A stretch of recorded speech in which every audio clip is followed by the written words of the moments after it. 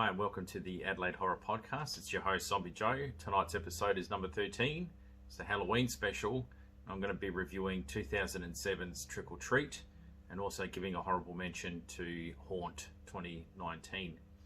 So before I get into the reviews, just a little bit of housekeeping and promotional work here. So I just want to plug the Hospital Research Foundation, so Together We Fright, and this is the charity that I chose to donate to this Halloween, and I'm encouraging the members of the Adelaide Horror Podcast group, or anyone that pretty much sees this, to follow the link on the Facebook group.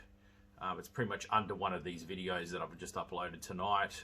If you just click on that, follow the link, and then just donate any amount that you can towards a really good charity. The work that they do is really important. It's to fund medical research and to pretty much tackle the real monster, which is really fatal diseases and things that take our loved ones away. So yeah, if you could donate what you can, that would be fantastic. Also, I'd like to give a massive plug and a thank you again to Laura at Mobile Makeovers Australia for replicating my character Zombie Joe from the illustration to real life. So once again, done an amazing job. Anyone that can turn this potato head into something of an art piece deserves a medal. So well done to Laura. That was really good, and just an enjoyable process. It was a lot of fun, and you know, it's a great day. I really enjoy Halloween. It's just a great day where you can just kind of, you know, muck around and be yourself and enjoy something a little bit kooky and spooky, and forget your troubles, you know. And especially now, globally, and what's been happening, yeah, I think one night of just shaking everything off and forgetting something is pretty good. So yeah, so I hope you all have enjoyed your Halloween evening with watching favourite horror films with your loved ones like I have. Cool. Anyway, so with that, I'm going to get cracker-schlacken straight into these DVDs. So like I said, I'm going to be reviewing 2007 Trick or Treat and 2019's Haunt. Now this one, Haunt, really got me. I wasn't ready for this movie this year. So I can't actually recall where I must have been on Prime.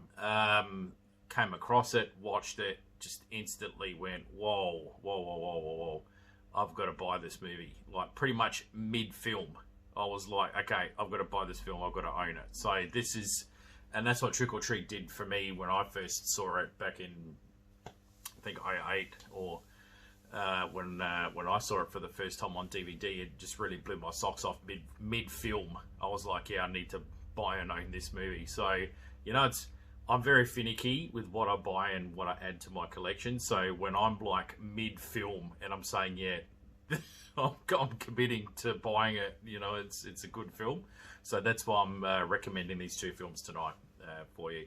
So hopefully the original video that I put up before, just with a bit of like just going through the different streaming services to see, like, you know, recommendations from me, and then basically there was one on free to air channels. So hopefully, if you don't have those pay streaming apps, hopefully you manage to find a movie that suits you on the free to air TV.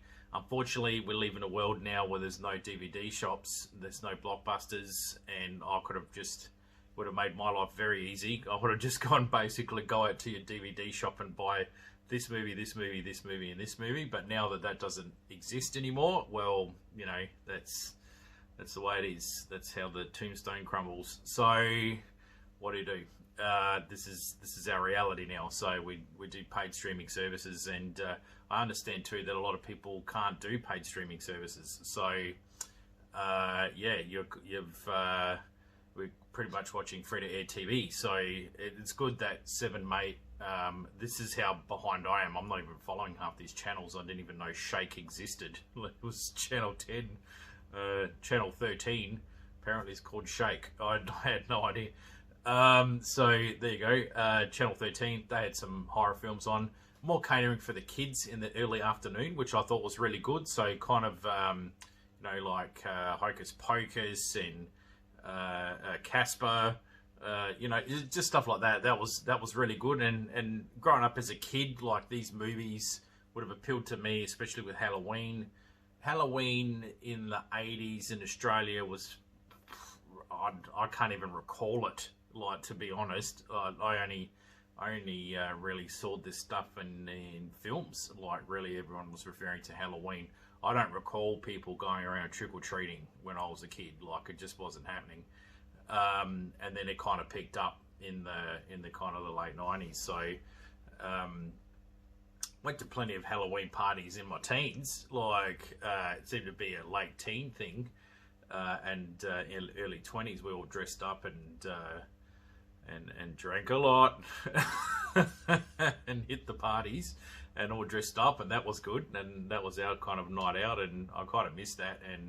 But it was good times, like, but now Halloween's kind of picking up, so that's kind of a good thing, and the kids are getting into it now with the trick-or-treating, so that's a good thing. It's just, this year, Rona occurred, and so that was it. Everyone kind of was, like I said before, everyone's kind of staying in their crypts tonight, so that's about it. So we pretty much have to have our own little parties or little get-togethers and enjoy our movies at home. So yeah, just make it fun. How do what you can, just do your best. So yeah, cool. Alrighty, so now Trick or Treat came out in 2007. It got released for us in October, right on Halloween 2009, because it did some horror film circuits before it finally got to us as a DVD release. So, and that's how I found out about Trick or Treat. I would have absolutely gone to see this at the cinema if it was out at the cinema, but it didn't come out of the cinema, it came out on DVD. So I was just, like I usually do, on the weekend after work, I was going to local video shop, buying up some stuff, grabbing some 100 Jacks on the way home, and when I had no responsibilities, it was good times. Just grabbed a whole bunch of DVDs and went home. And Trick or Treat just jumped out like it was a new release. I was like, oh man, I didn't even hear about this. So I was like, okay, let's have a shot, and took it home, and it was the first one I watched because I just thought, I've got to see this film. This has got my interest. Like, it's got my interest. And didn't really know that it was going to be like an anthology. So then I started to realize it was an anthology. So I was like, okay, I'm liking this already. This is really, really good. And the story kind of started to chuck me around everywhere, like timeline wise. It started to throw me around everywhere, so I kind of like that. I was like, oh, okay, I've got to really focus on what I'm doing here. I just can't sit and tune off. Like, I've got to pay attention to what the story's trying to tell me. Like, and I like that too sometimes. So it really got my interest. The characters, it introduced a lot of characters, so you kind of had to really be on the ball with what was going on, or you'd miss where you were and you'd have to rewind and get back to where you were again with this. So basically the general kind of theme of Trick or Treat is that you have Sam, which is short for Sam Howen, and that's the original name for Halloween. He is like the gatekeeper, well, the keeper of Halloween. So he's kind of zooming around because he's dressed up like a little character, like a little kid, pretty much in a costume. He's almost kind of like policing the humans, like to make sure that they're doing their right Halloween traditions. And this term gets brought up a lot in this movie. That it used to be a sacred tradition, and now it's just all about getting drunk and hooking up and going to parties and drugs and all sorts of stuff, and you know, the kids aren't following the rules, and the adults aren't following the rules either. And so this movie really kind of zones in on these issues throughout the film, and kind of shows you the adults behaving badly, and it kind of shows you the kids behaving badly. So this kind of starts to irritate Sam, for short. Starts to irritate him, so he starts to sort some people out. Like he's the hard line of the supernatural law enforcement. He starts sorting them out, and in rather gruesome ways. And yeah, so it's entertaining, it's fun, it is scary. Like there's some bits, you know, it still freaks me out a little bit, and I love being freaked out by this movie. I still like it. I can't help it. I already know what happens. I've seen this movie over 10 times, and I still don't get sick of this film. I can sit and watch this thing from start to end, and just enjoy it, like, and go, wow. And sometimes you actually pick up something that you didn't pick up before, because this is that kind of movie where you watch it on the... When I first watched this movie, I was kind of going, oh, okay, the timeline changing was throwing me around a little bit, so I had to really kind of concentrate and follow the story. Even though I was doing that, I still missed bits, and I was like, okay, I'm gonna have to rewatch this film at some stage. So, but I really enjoyed the film, so I went out and bought it, and then once I bought it, I took it home, and I was able to watch it again. And in the rewatch, I was kind of half privy to what they were trying to do, and I managed to follow along, and I found some massive kind of like the plot twists, like what, but they're all connected, and I was like, oh wow. So that really was why this movie bumped up to a really high level for me, and why I really enjoyed it. Really enjoyed it. So yeah, that's the great thing. So you follow a few characters in this movie. Like I said, it's an anthology, so these stories are interwoven. These characters are all interwoven with each other, and they interact with each other, and then their demises are separate. So, but the general rule of thumb is they've kind of broken Halloween laws and Halloween traditions, and so little Sam is there to sort them out. So, and rightly so, and he does. Cool. So let's talk about who created this fantastic masterpiece. So, because I got that excited about the movie, I ended up overshooting and didn't stick with the nuts and bolts first. I just jumped straight in and blah blah blah about the movie. So, whoops, I got a bit excited. So yeah. Anyway, written and directed by Michael Dougherty. Now, Michael Dougherty did Krampus. He was the writer for Krampus, and he was also the writer for Superman Returns. Yeah, so it was like we've done the release. So the budget information I couldn't grab a hold of. I don't know why. I hunted high and low and just couldn't get any deets on budget, gross, or if it made budget. Like, I've got no idea. The rank for this is 6 out of 10. Dramatically wrong, like way off. So it's for me, it's a 9.5 out of 10. Like, all day long. I'm not the kind of person where I'm going to say I'm going to fight you on it, like, but I'm just like, yeah, 9.5. Me personally, this movie's cracker. Like, it's really good. Yeah, so if you haven't seen it, I heavily recommend this movie. With the podcast show version of that, I'm going to be talking about this. I will be talking about this movie in depth. So if you haven't seen this film, see the film first and then listen to the podcast, because the podcast is I'm gonna let loose with the noose, and there may be potential spoilers in this one in order to kind of navigate through the storyline and the plot twists. So yeah, anyway, that's that. So the actors, you got Principal Stephen Wilkins. Now, he's played by Dylan Baker. Now, you'd know Dylan Baker there's a new Amazon show with Al Pacino called Hunters. It's about a group of Jewish kind of fighters that got together to hunt down Nazi war criminals in America in the 70s. Fantastic show. Dylan Barker actually plays one of the German generals or one of the German scientists from a death camp. And that was on witness protection, so they actually gave him. So he's got this really US dinky kind of accent until he gets found out, and then his German accent comes out, and it's really sinister. And this guy is a nutbag, absolute nutbag, and he plays it so well. And he's just really sinister, like how he just contorts his face, like he's nice and smiley 1 minute, and then he contorts his face and just looks instantly sinister. And so in this movie, like I said, he's the principal, but he creepy.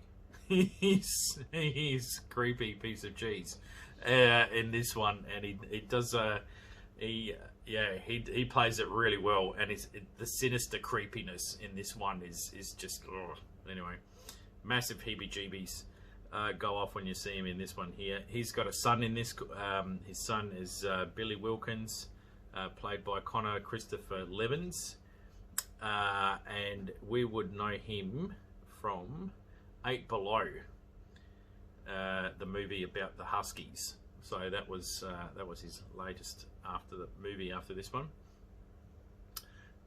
Then we have Henry and Emma. So they're a married couple at the start of the film, and these guys are the ones that kind of break. Well, correction, the wife breaks the rules and the tradition, and Sam sorts her out, and the husband is very much like, no, you need to leave this stuff out. Like, you can't take down jack-o'-lanterns like on the night of Halloween. You can't do it. You got to leave them burning all night, apparently. So she's like, no, it's going to look like shit. You need to clean up the house. You need to clean all this up. Like, you're going to be slack. You're not going to clean it in the morning, blah, blah, blah. And he's like, no. He's like really super paranoid about it. So the actor's name is Talmar Pendinkant. I've completely murdered his name, and I apologise about that. You'd know his face. He's on Battlestar Galactica. That's how I know him. That's where I know him from.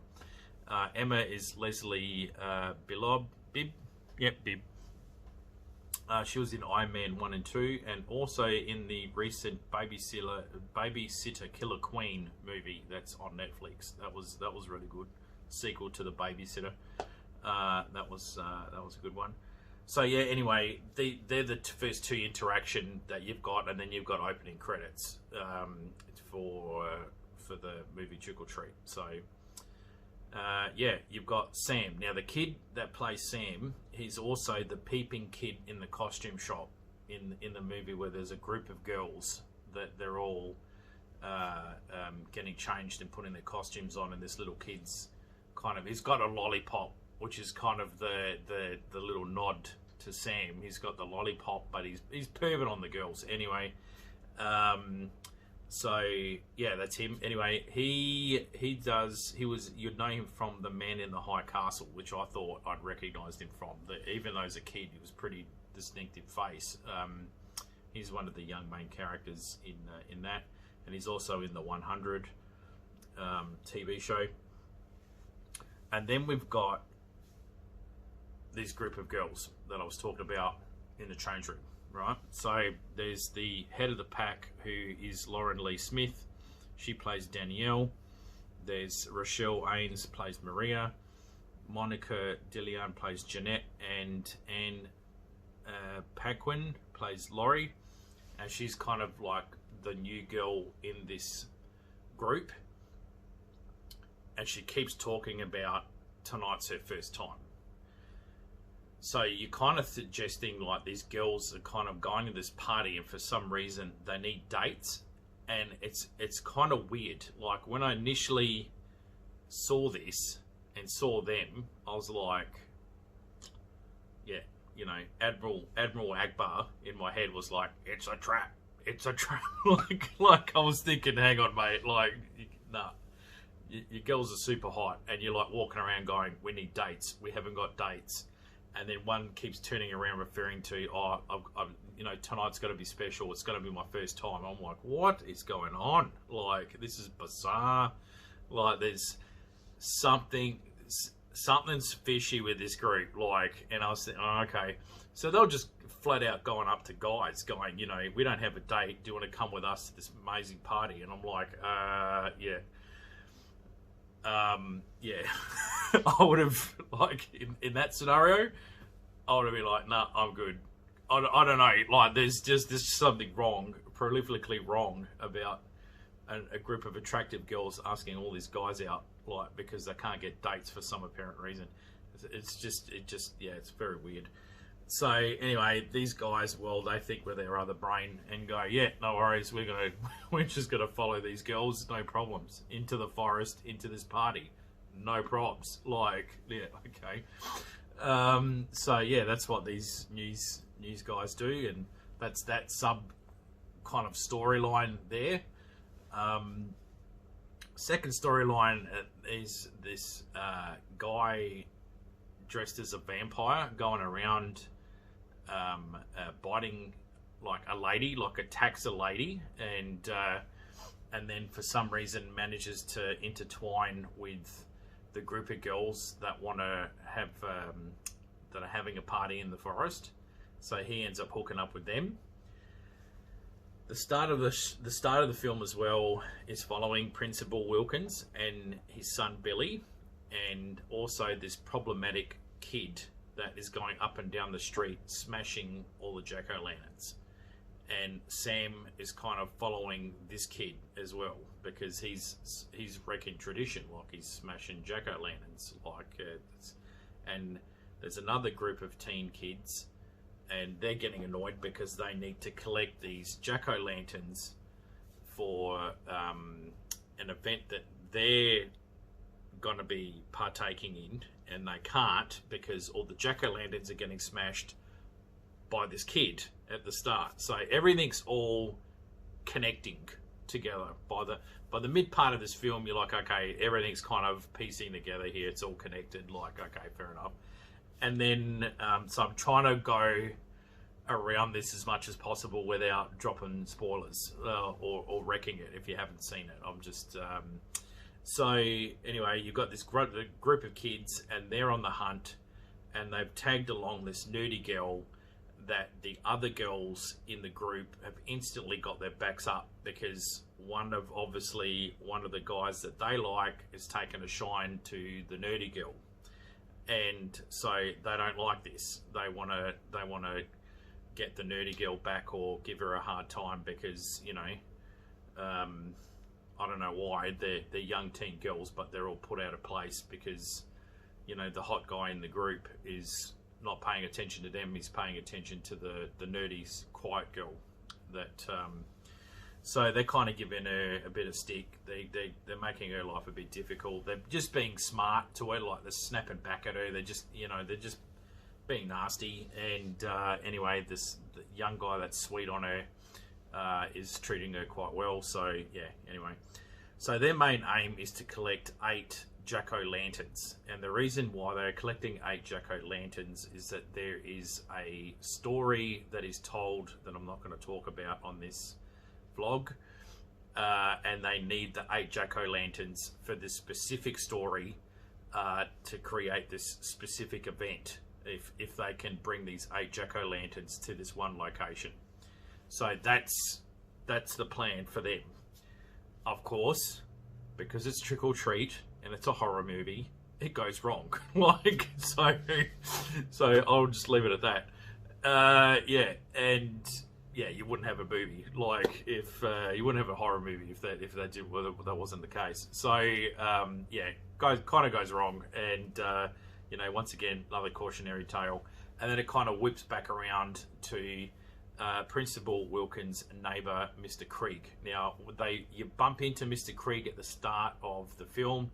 He yells at Principal Wilkins and the kid, and and he yells at the kid for being in his yard, which is really weird because the kid is actually in the movie is in the house at the start of the movie and never goes near his yard.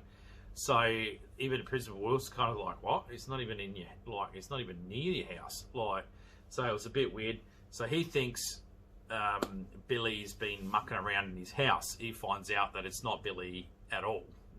He finds out the hard way.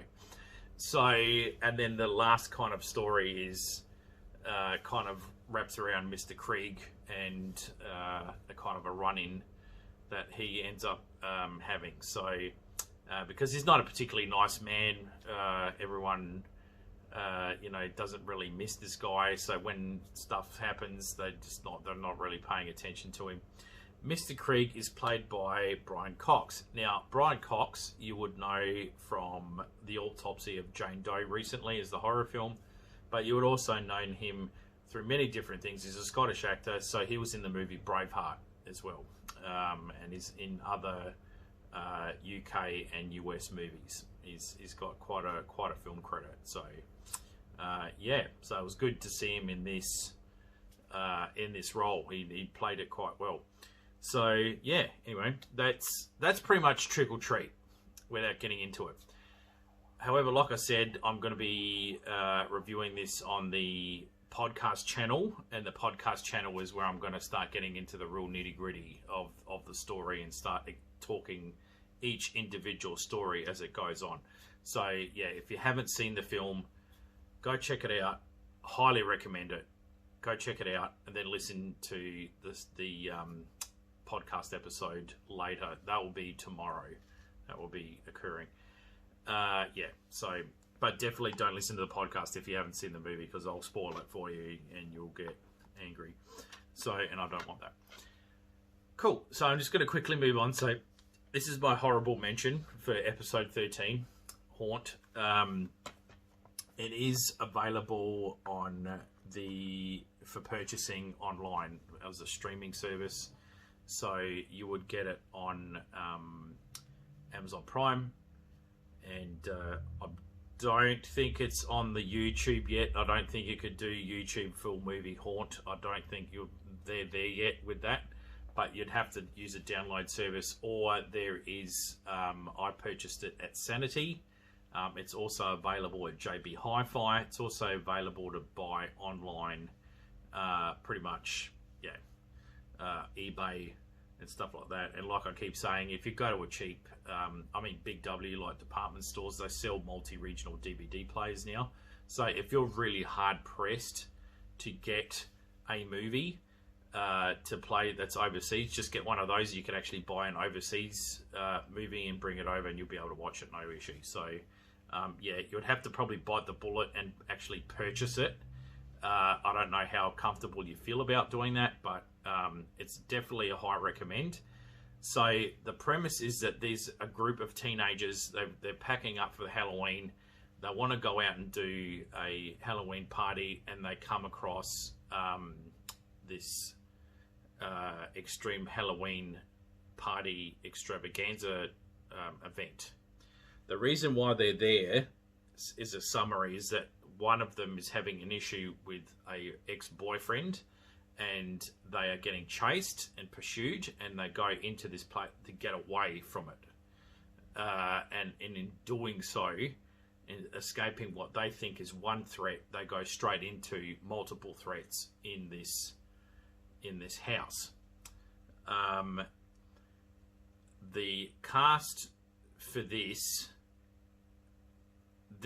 movie's amazing for the pure fact that you've got a group of teenagers in this scenario. Like most horror films, you hate them. They give you the neenies. They drive you nuts, right? In this movie here, you like them. You actually like these groups. Like you'd be like, yeah, I'll be mates with these guys, no problems. They're funny, laid back. They're not annoying. They're not rude. They don't treat each other badly. One's not the jock, one's not the super dude. Like, there's none of that. Like, they're just a group of teens.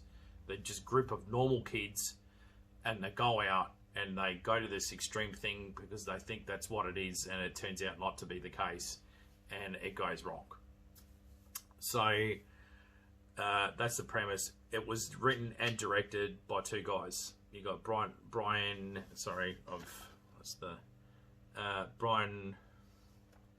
Woods and Scott Beck. Apologies, my writing was very small, and I was like, holy dooly. Yeah, so these two guys actually wrote and directed together. They both wrote together on Quiet Place 1 and 2. So you can tell that these guys have gelled that well, that they've created, one, this really spectacular screenplay for this film, and two, the casting, they've just nailed it. Like, so you could tell that the actors, because these guys work well and they gel well, it's flowed onto these actors and actresses, and they've returned the favour by giving these really good performances. So that's why this movie works, and it does really, really well. So it was made for $5 million, and it made $2,233,000.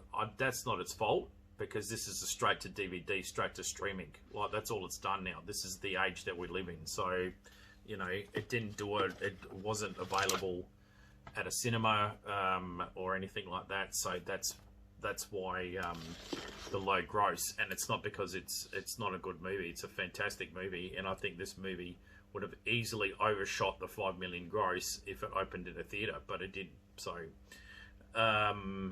and yeah, so it is what it is.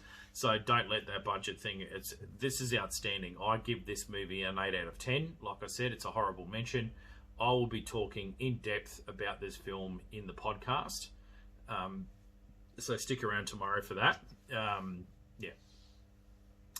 Very, very good. Very graphic. So when it starts to go sideways, you really are invested at this point, because like I said, you get to know these group of teens. They're really likable, and then it goes bad, and then you're like, oh my god, you're on the edge of the seat for them. And it's been a long time since I've felt that way for a group of characters in a film. The usual formula is you don't like them, or you like maybe two, and then there's a final girl.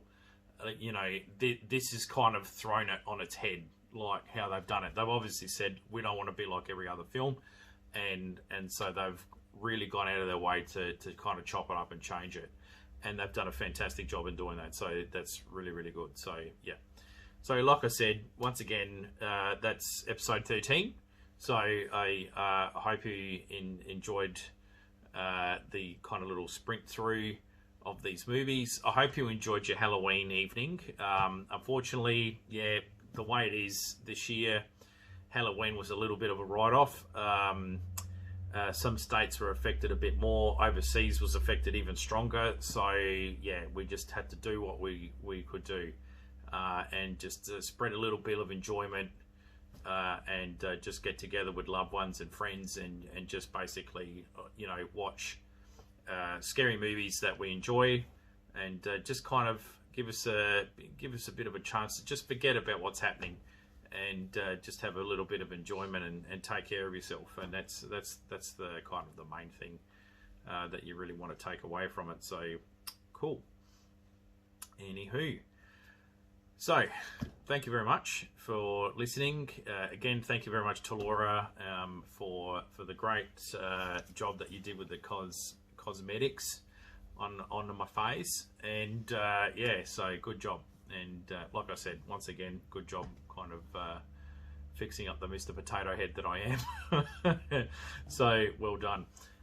Also, too, guys, just again, a little bit of a plug for the Hospital Research Foundation. If you could just go to the blog underneath, the link underneath this video, or two videos down on my Facebook group, you will find the link to my page that I've got there. So just donate what you can. And like I said, it's for a really good cause. And yeah, that'll be great. Cool. So anyway, thank you very much. Stay scary. And I'll see